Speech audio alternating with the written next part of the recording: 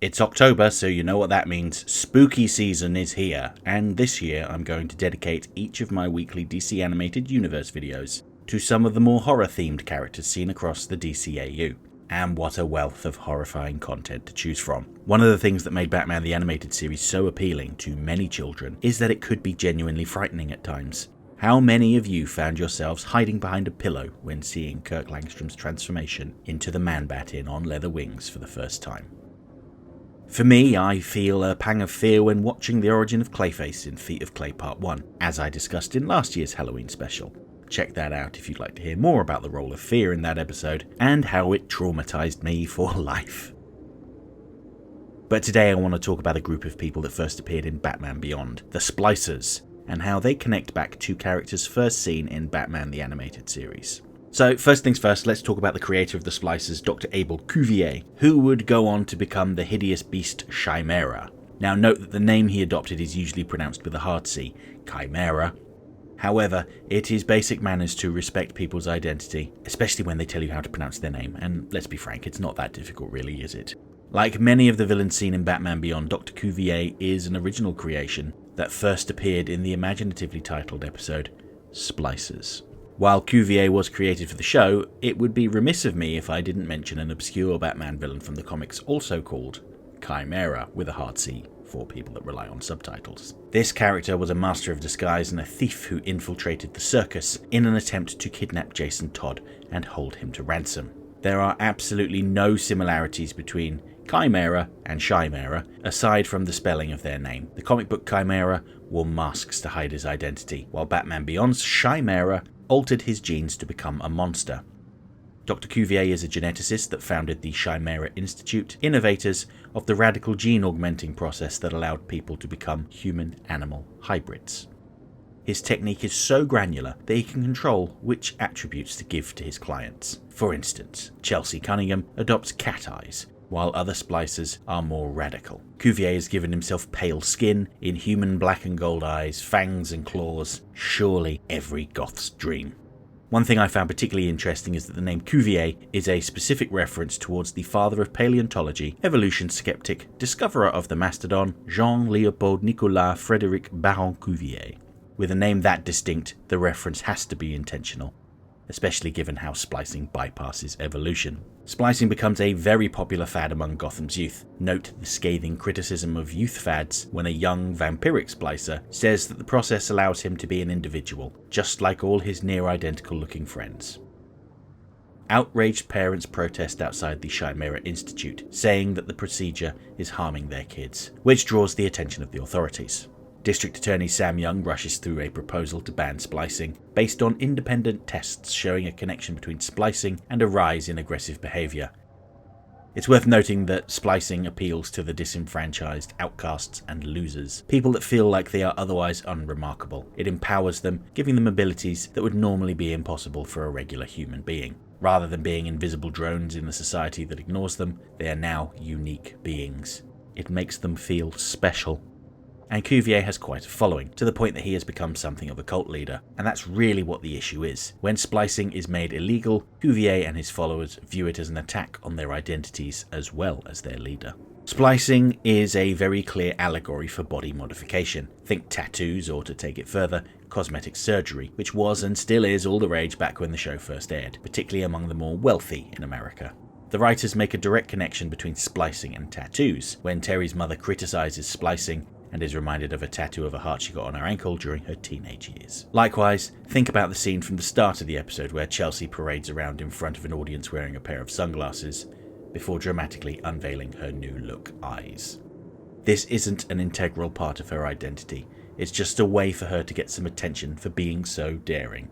A more cynical reading could view splicing as a criticism of gender-affirming care, but given how inclusive the DCAU was with characters like Baby Doll and Selma in Gotham Girls, I doubt that this is the case. The thing to remember is that in the early 2000s, when the show first aired, cosmetic procedures were taking off in popularity, thanks to the wealthy baby boomer generation wanting to try to preserve their youth and a glut of reality TV shows on the subject. A cursory Google search reveals that the number of cosmetic procedures performed in the year 2000 in the United States were 10 times higher than in 1990. And this is the climate that the Splicers were created in. Anyone that points to splicing as being anti-trans, I strongly disagree. Splicing is presented as an unnecessary procedure, something entirely cosmetic. Sure, there are some people that are really into it and it's important to their identity, like Cuvier's most ardent followers, but for the most part, it is a fad. Still, Cuvier and his followers don't react to the news of the splicing ban very well. Cuvier orders his team to assassinate D.A. Young. When Batman attempts to intervene, Cuvier injects Batman with a concoction he had made, just in case Batman came calling. The serum Cuvier injects Batman with is essentially a version of the Man-Bat formula. However, where Langstrom's original serum created a separate independent being inside of him, one that craved to be let out, Cuvier's serum merely transforms Batman and makes him more aggressive. Despite losing control of himself, Batman is still able to save D.A. Young and Barbara Gordon's lives, and he has enough awareness to get himself back to the Batcave.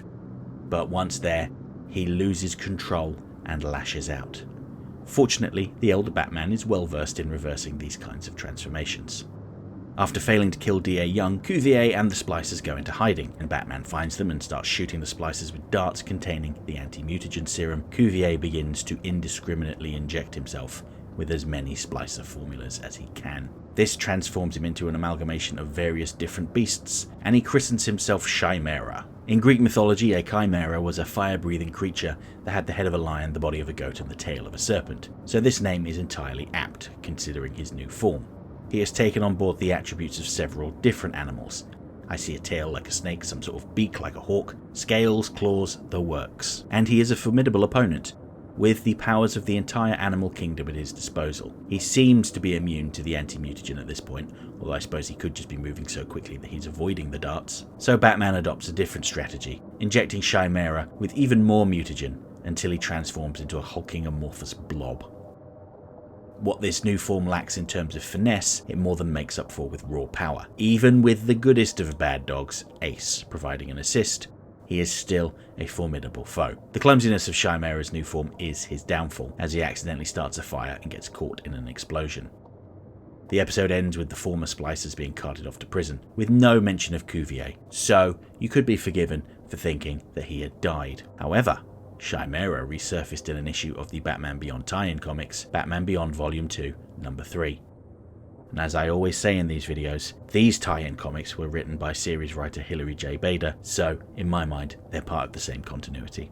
In this story, Cuvier has reverted to his first version of Chimera, but instead of splicing animal DNA with humans, he begins splicing human DNA with animals, creating a loyal group of followers that don't want to revert back to their animal form. Note that this idea would come up again in a later episode of the show, Speak No Evil, where a gorilla that had been spliced with human DNA tries to get revenge on the poacher that had murdered his mother. After that first episode, splicing went underground and became more a sign of rebelliousness and criminality, rather than a legitimate counterculture movement.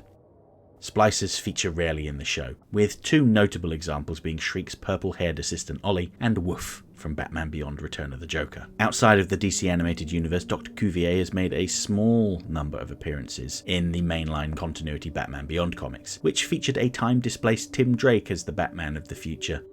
Yeah, I know it was bad.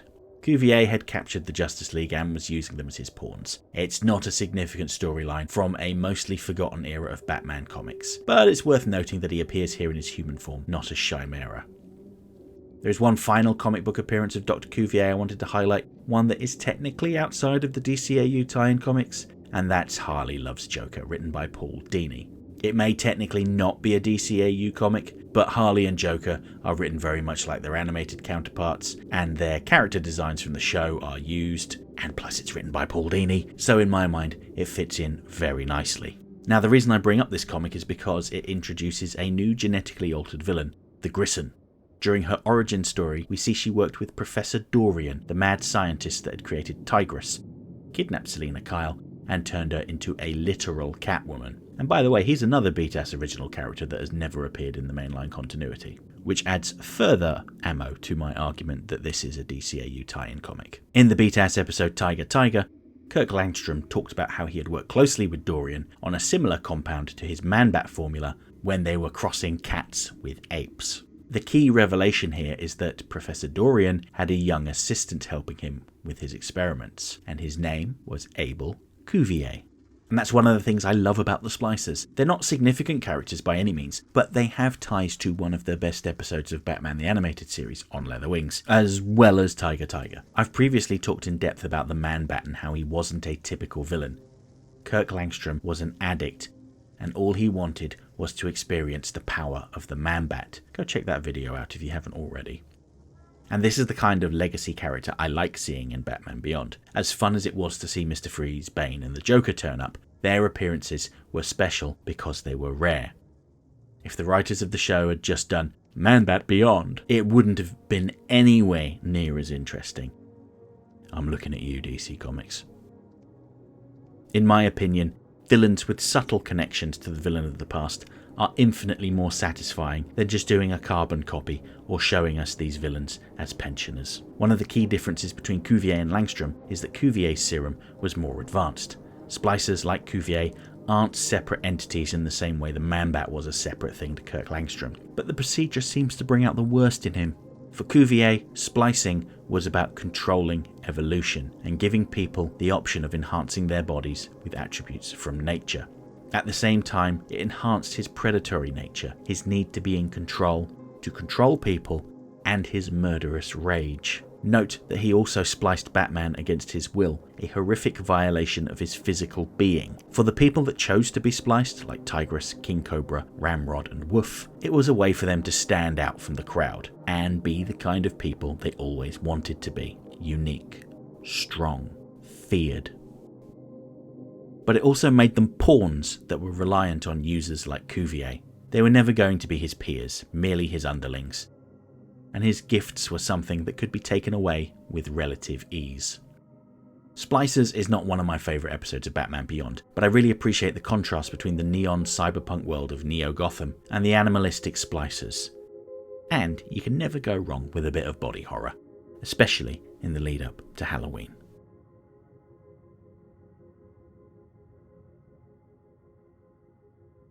Okay, that's it for this week's essay. If you liked the video, don't forget to like, share, subscribe, leave a comment, tell all your friends about me.